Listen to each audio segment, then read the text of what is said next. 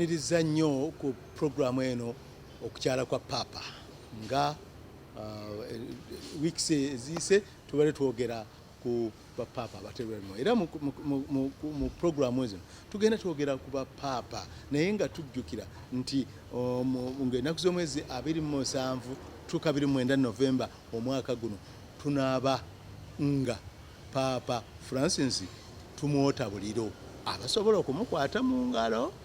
banaamukwatamu naye nno okukwata mu ngalo Papa ojula n'okwagala obutanaaba mu ngalo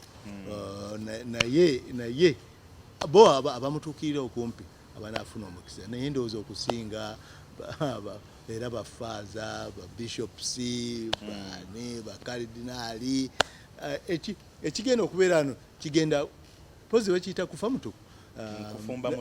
kufumba mutuku kigenda kufumba mutuku wano kubanga abantu bonna batwetoolodde wano mu East Africa mpozi n'awalala bajja kuvaayo bakome wano bajje wano balabe Papa gwe twagambanga nti ne bw'okubira Papa essimu toyinza kufuna kintu gundi kwegamba nga tulaba nti ekintu ekisinga okuba ekizibu mu nsi muno kwe kulaba ku Papa. Papa tekisoboka kuva gyali najja ne bw'omukubira essimu kwegamba oli oyagamba nti obanga oyagala kuwa kabalagala oba binyoba ne bw'okubira Papa essimu sikuwa kabalagala kubanga akimanyi tojja kusobola kumukubira essimu kyeki kyennyini. So kakati era tukyeyongera mu maaso ne munnange Kafeero Mukasa nga tugenda tusengedde tetumanyi nnyo bintu bino naye ate abamanyi abalala weebali naye naffe akatono ketumanyiiko ate tugenda tubawa tugenda tubalozaako ate omuganda aga nti wagumbulizi kaaba nako kikawa munywanyiwe genda mu maaso era awo wennyini mu maaso awo ogenze n'ogamba nti Papa okukyala si kintu kiki kyangu naye nga kyetulina okujjukira ennyo nti ekitufuula ab'enjawulo be bajulizi bano abattibwa ne bafiirira eddiini kugamba kirabika nti wansi w'eddungu Sahara wali tewannabaayo muntu asobola kuvaayo era n'abazungu beewuunya nnyo ne bagaa nti baawulidde engeri ne basalawo n'okuttibwa bakole ki battibwe naye nga bafiirira babeere abajulirwa ba Mukama waffe Yesu Kristo. Ekyo kyekyenjawulo ennyo. Omanyi juzi nali njogerako ne mu nsinyo naŋŋamba ne mugaa nti naye abaana nga kusooka ndaba abaana abajulizi nga baali bato bulala naye baali ddala nga kyebakola bakitegeera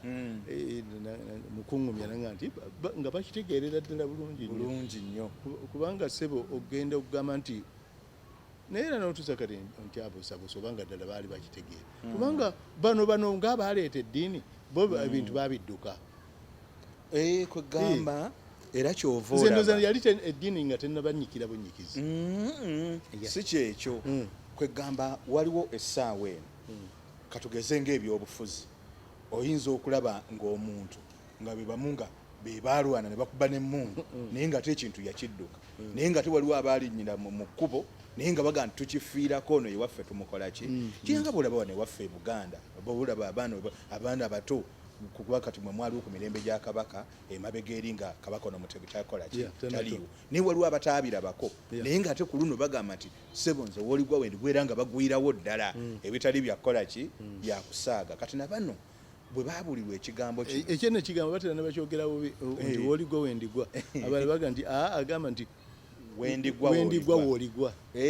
waliwo amakulu mangi agali erudda awo naye ng'ekikulu kiri kimu tikwekwewaayo n'omutima gwo nti oli asobola okujja n'akubuulira ekigambo naye ng'ate ye kennyini omutima gwe tegukola ki naye ate ye gwe bakibuulidde ne kinoga n'olwekyo abaana nga baali bato naye kababeere bato oba bakulu naye nga batuweesa ekitiibwa n'ettutumu lye tukyaliko n'okutuusa olwaleero nti kumpi kyekimu ku byobulambuzi ebisinga muno nti buli mwaka wekituuka tufuna abalambuzi abajjira awamu abawera 1,000 nga bazze kulambula ki ate twebaze ne Ssaabasumba Cyprian Kizito Lwanga naye ataddemu amaanyi nnyo ku mulundi guno okulaba n'abamusooka bateekamu amaanyi mu budde bwabwe naye ate ku mulembe guno olaba era simanyi nti Papa ndowooza ayinza okuba nga Papa waalijjira simanyi mukadde waffe oyo Supreme Kizito Lwanga otulwa twebakira ddala neyebakira ddala simanyi obwedde oyogera nga ndowooza ndoge nti Papa bw'alijja alimuwa obwakaridinaali naye ng'atera tebakola bwe batyo abasumba bali ku ddaala eryo erituusa okubufuna tuwezanga bana kati naye ebyo ebyakaridinaali nzo tubitegeera bulungi kubanga ndowooza buli gwa muli mutewa okubeera mu karidinaali omu soomu yitale yokka eyina bayitirivu nnyo Amerika eyinanga 40 yaffe wano lwaki batukukira nnyo bwe bati emitendera gyetuffe gyetwajja kgendamu nnyo baabakulu gye bakola ki gye bayita bamanyi nyongera bwongezi kubajjukiza nti Uganda tuli ba mukisa nnyo twakakyaza ba Papa kati guno gugenda kubeera mulundi gwa kusatu Papa John owokutaano ndowooza yajja mu 1969 ate Papa John Paul owokubiri n'ajja mu 1993 ne Papa Francis ajja wakati wa 27 na 29 atuuka na 27 amuliro na 28 ndowooza agende nga 29 kyensinga nno okujjukirako oyo Papa John Paul II we yajja mu biseera bye nali nkyali muvubuka era nali omu ku bavubuka abaateekwateekwa yali agenda okwogereramu nga tuli mu kisaawe nakivubo naye olunaku lwaffe ndujjukira nnyo lwa nsonga nti baŋŋamba nti Paapa oyo yafa talwerabidde twakeera kutuula mu kisaawe yajja obudde buwungedde essaawa ng'emu n'ekitundu naye abayingira bw'ati ffena tuleekaana Papa John Paul II we love you amasannyalaze ne gavaako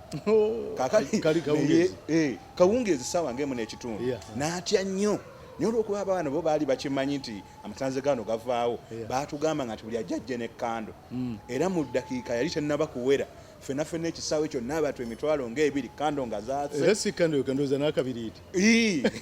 ani buli omu ataakalinanga ng'akoleeza munne omutima ne guhagumudda mu nteeko naye nga waaliwo okutya kw'amaanyi kuba amasannyalaze gaavaako bwe gati nga yakatandika okutuwuubira bwati owange ebintu byakuno bitiisa amasannyalaze nga naye baga nti buli yavanga eno okgenda e Roma ng'amuga nti ovaawa nti nva Uganda amasannyalaze gaatereera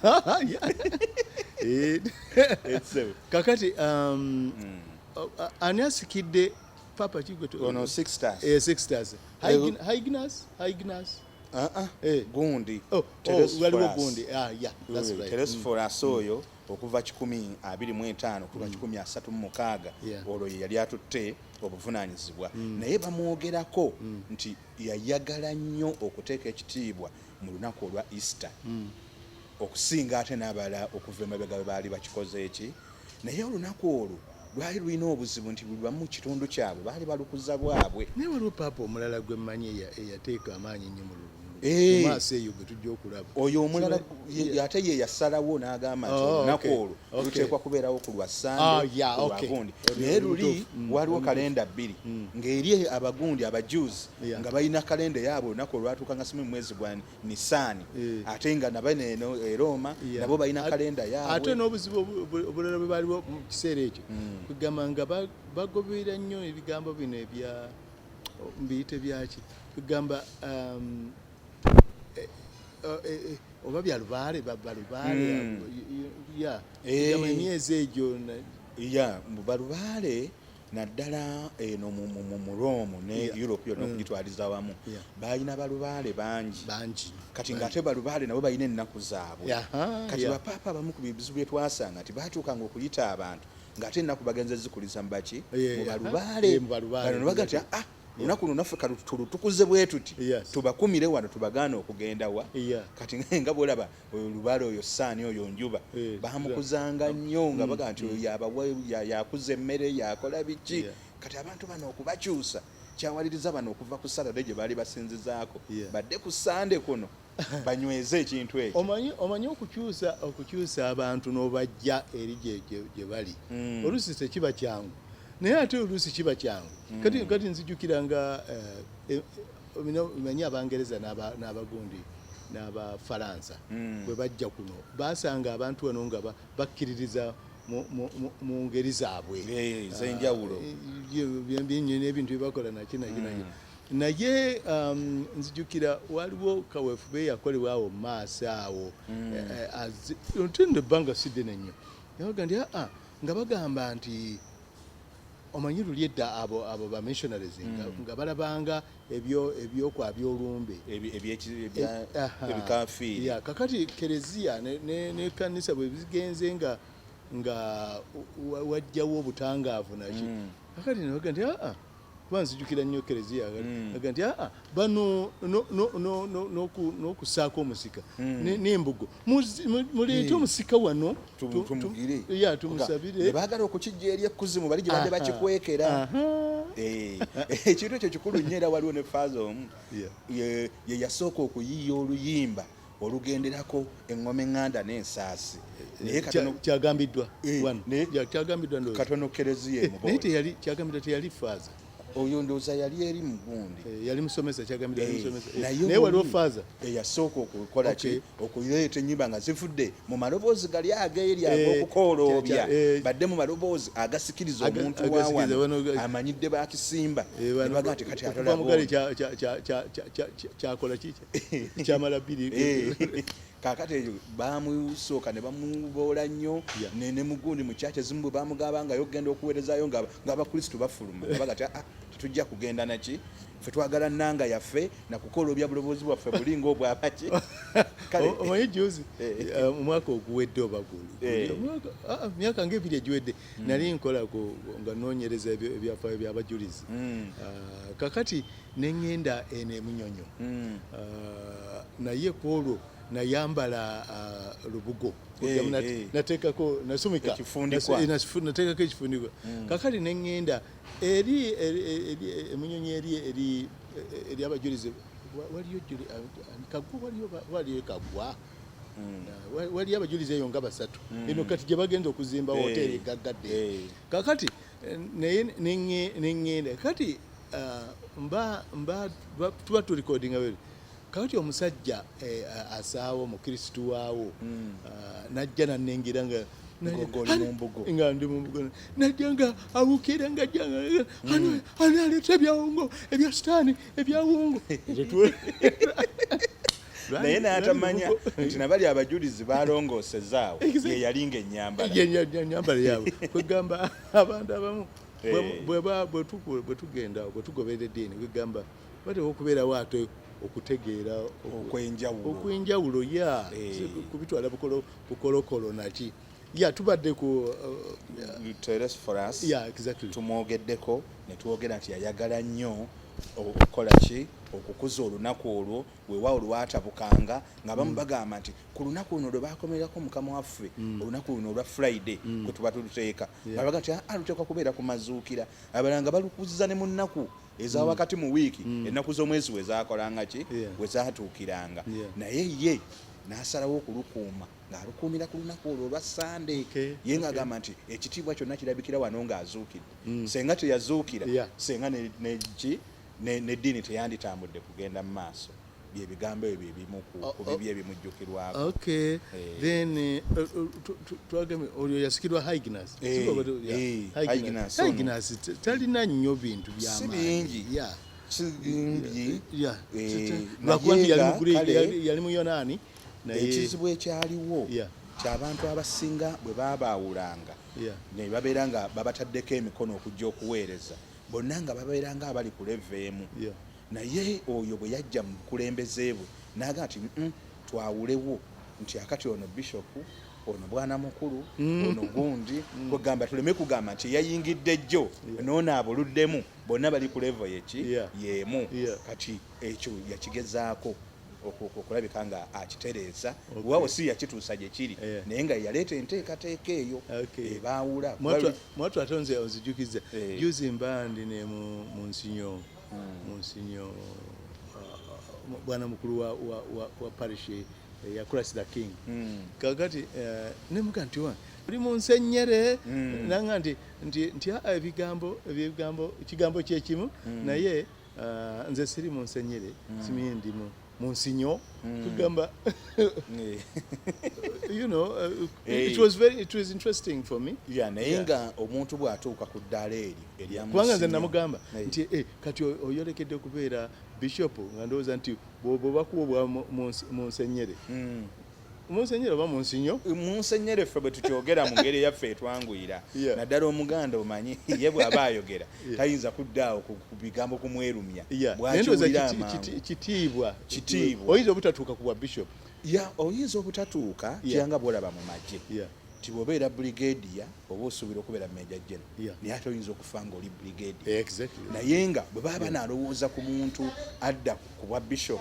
batunuulira mu bamunsinyo abo babeerawo mwe balonda mwe balonda kugamba n'olwekyo aba atuukiridde kubanga batandise okuwogola ekitambaala n'ekyambalo kiba kitandise okutandika okwefaananyirizaako ekya bishop mpolampola aba avudde ku bana abafa aba bulijjo kugamba aba ekikinywezezza ng'ali mu kintu naye n'olwekyo oyo gundi Haigina Nsono yagezaako okulabika ng'ateekawo enteekateeka eyo okulabika nti waliwo abasumba abakulu ku bannaabwe okusinziira ku ngeri obutendeke bwabwe n'amaanyi ge bamaze ebbanga lye bamaze nga bali mu kintu ate ye ekyenjawulo kyayina nti teyali muyitale ate teyali mujju wabula ate ye yali muyonaani kwegamba gwe mulundi omubereberye okulaba ate omuyonaani nga kwegamba eggwanga eryokusatu nga liyingidde mu byafaayo ebyo. Ebigambo bino bitwogerako ne bapapa bano abamu betuliko wakati bali mu mwaka ogw'ekikumi mu myaka egyo kakati nga Papa Pius ow'olubereberye yaliwo wakati wa mwaka 14 ne 15 kwegamba olaba gye tuva emyaka giviira ddala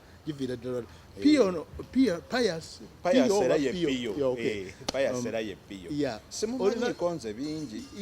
okujjako okumanya nti naye yali muyitale ate n'okumanya kitaawe gundi Rufinus ye yali kitaawe amuzaala yali ku mulembe gwa Emperor Antonius oba Antoninus kati essa eno ya Antonio naye era Emperor Antonio n'amutta mu mwaka ogwo ogw'ekikumi-5. Yes. Mpozi nga tetunaba kumaliriza oba nga tugenda okumaliza ku Pearson tuyingire ku Papa ono omulala Anistas naye gwe tugenda okwogerako Anistas gwe tujja okuddako tovaawo wuliriza ate oyige.